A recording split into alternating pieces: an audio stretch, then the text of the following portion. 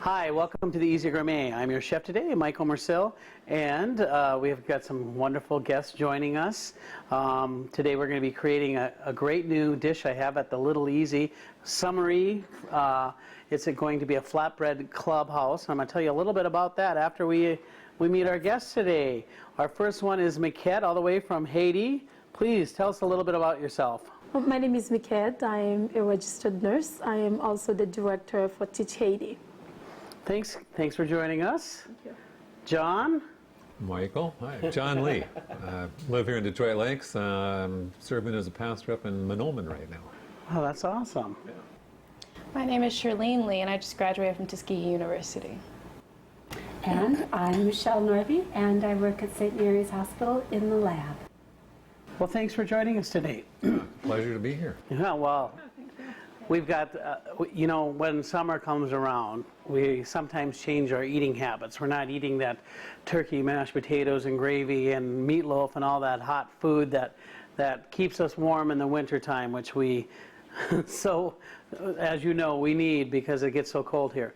But it also gets hot and humid, and we created a menu out at the Little Easy that deals with the summer food.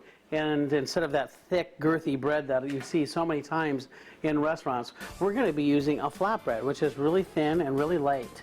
And it's just going to be great.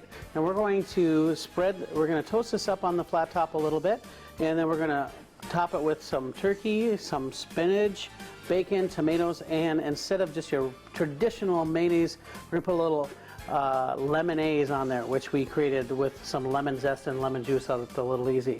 And it's going to be just amazing. We're going to show you how that's done right after these messages. Hi, I'm Marie Flea, and this is my husband Lee Flea. You may not believe this, but we are avid shoppers. We know you'll love going down the road to hunt for bargains at the new flea market in Detroit Lakes. And no, that's not where all the single flea ladies go to pick up the men. You'll find collectibles, clothes, jewelry,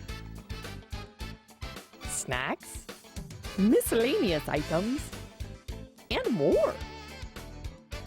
Then head on down the road to Sulane's Antique Mall for the treasure hunter in you.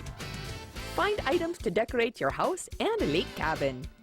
So, head to the flea market. They're open weekends, Saturday from 9 to 4-ish and Sunday 10 to 4-ish.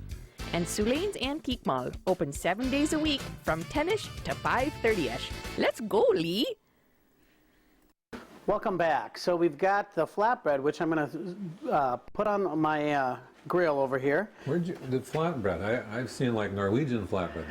What is that? What is this? And Norwegian really, flat being left side, is that what you're saying? No, it's harder than left No, side. it's harder than crispy, that, yeah. huh? Well, this is actually, it's dense, but it is kind of fluffy, and it isn't really hard. And then actually when we put it on our griddle over here, it will soften up a little bit and be just really nice. But we're gonna just coat the griddle with a little butter, and we're gonna toast each side a little bit, and then we're gonna spread it with the mayonnaise. So we'll start with doing that right over here.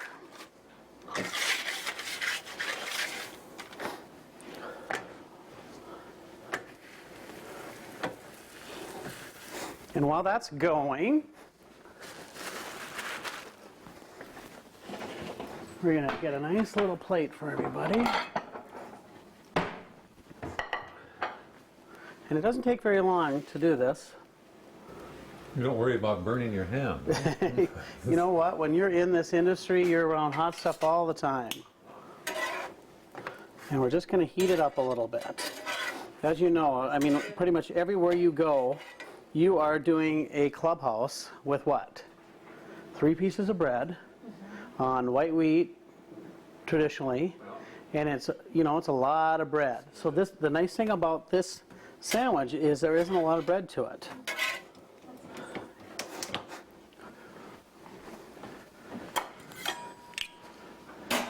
Okay, so we're going to take some of the lemonade and we're going to spread that right on there. I've never heard that term before, lemonade. Well, it's lemon and mayonnaise. And then we're going to throw some spinach down here. The spinach and the lemon mix so well together. It's really good. And then some fresh turkey. And then some bacon. And then, of course, we're going to do the same thing to right here.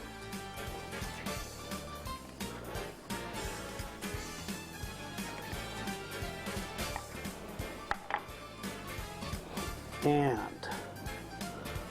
this is it right here. It's that easy. I'm going to cut that up, and I'm going to show you how this is all put together right after these messages.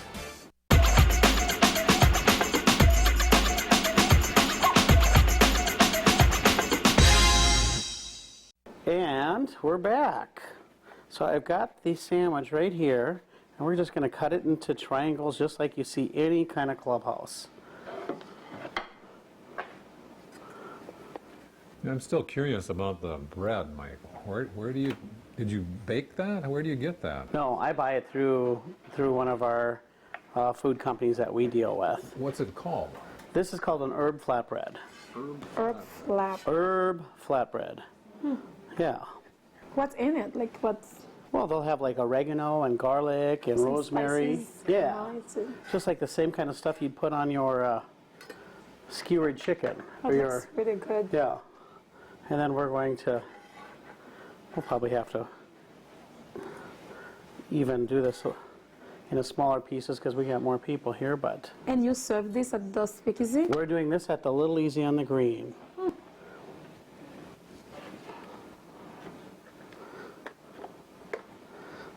And of course it needs some kettle chips. So, how is Teach Haiti going, Maquette? Teach Haiti is going well. We have a lot of students. We have a lot of new applications this year. So of course we are always looking for sponsors, and people can sponsor a child at any time. So we're just hoping that we will have as many sponsors as we can this year because we have so many applications. Well, you know, a week ago you guys put an event on at the Speakeasy, and you raised a lot of money, I heard, and a lot of people showed up. It was a great event. But if people still want to get involved with sponsoring a child, can they still do that? They can. To sponsor a child, it costs $350 to sponsor a child. Okay. But however, whoever sponsors a child right now, it will go toward next year, Okay. which means 2010, 2011. Okay. But we're always looking for sponsors because we have applications coming every single day. We have applications coming. The needs is really, the needs are a lot, so we are really looking. Is there a website then that they can contact you on to do this? The website is teachhaiti.org, and all of the information is in there on how to sponsor a child. Teach Haiti, that's all one word? Teach Haiti is TECHAITI. Okay, It says .org. Teach Haiti, but it's like Tech Haiti. So on there they could actually, They can send a message, Send and a then they can message, send a get a hold of message you. to me or to one of the board members, because all of our board members are right here in Detroit Lakes, and they can contact Oh, that's any one awesome. of them to, if they want more information. so at $350, and a child can go to school for a whole season. For an entire year. For- They go to 10 months. Isn't that amazing, $350? Just Covers on, Because we certainly can't, Mm-hmm. we can't put a child through school for $350, huh? Not at all. That's amazing. It covers tuition, it covers school supplies, and a meal a And a day. meal. Nice Which lunch. could be the only meal these children have for one entire day. Their only meal for a day. It could be for many of And them. what do they eat? When they get home, hopefully their parents will have something waiting for them at home, but most of the time they But just at go to school, bed so at hungry. school, what would they eat? At school, our traditional meal is rice and beans. Rice and beans. is really popular. Riz et pois, very popular in Haiti. So it's a mixture. It's really Creole. I mean, that's like a kind of Cajun dish. So you Yes. got the red beans and rice. Yes, we and serve. Yeah, spices. we serve that during our when we do our Mardi Gras parties. You know, but that's kind of like the side dish. But that's your main course. At any given day in Haiti, 99% of Haitians are eating rice and beans any day of the week. So are Haitians really gassy? I'm not sure. sure. All those beans they eat? You would think. I'll have to do some research on that. I'll get back to you on Yeah, that. you let me know. I will. Maybe you can put that on your website. But anyway, this is our new entree on our lunch menu, and it is the Flatbread Clubhouse. Looks delicious. Served with spinach It's great. and lemonade and tomatoes and turkey and, of course, bacon. It's absolutely amazing. It's really light, really refreshing. I encourage you to come out and check that out. And definitely check out teachhaiti.org. And we'll see you next time on Easy Gourmet.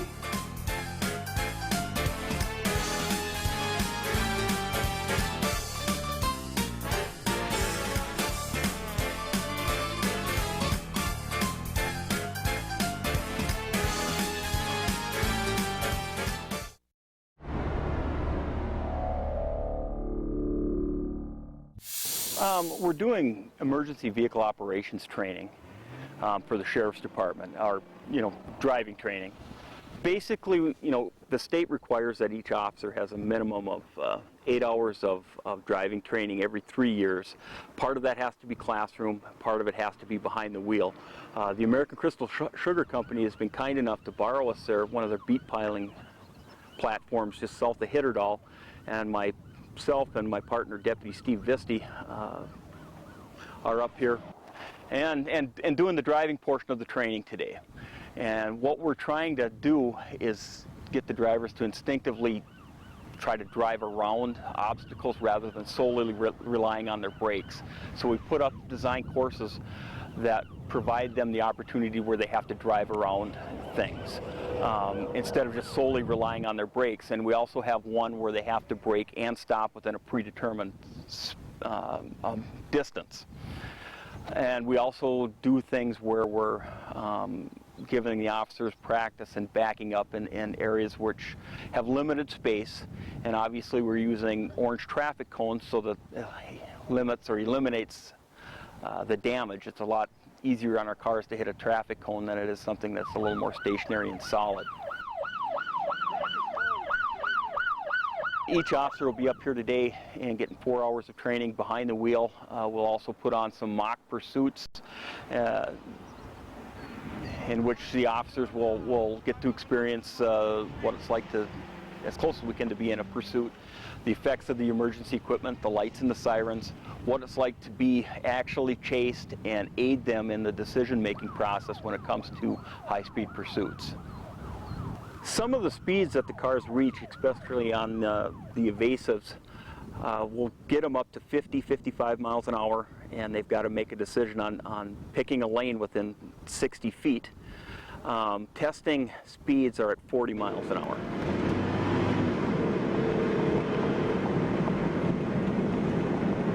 Right. 40 miles an hour. Left. That's what we like to see. Perfect. In the real world, what we're trying to do is get these guys to make these decisions instinctively, because if you have to stop and think about it when an obstacle's there, if you have to stop and think about it, you're going to crash. So it needs to be instinctive, and the only way to do that is through repetition. The more you repeat just automatically putting steering input into the car, you're hopefully going to be able to avoid that obstacle. And we're also putting in here some of the obstacles that the spaces are tight and the speeds aren't that high, but it gives them a little idea what's going on with the car as far as weight transfers and weight shifts, and the effect that has on the cars as far as when it comes to steering and braking, because the more steering input you put into a car, the less you can apply the brakes, and vice versa. The more you use the brakes, the less steering input you can put on these cars and still maintain control. So the whole idea here is to give the officers training and experience and putting in the maximum amount of steering and brake input and still maintain control of the car, so when they get out into the real world, that is instinctive and make it safer not only for the motoring public but also for the officers.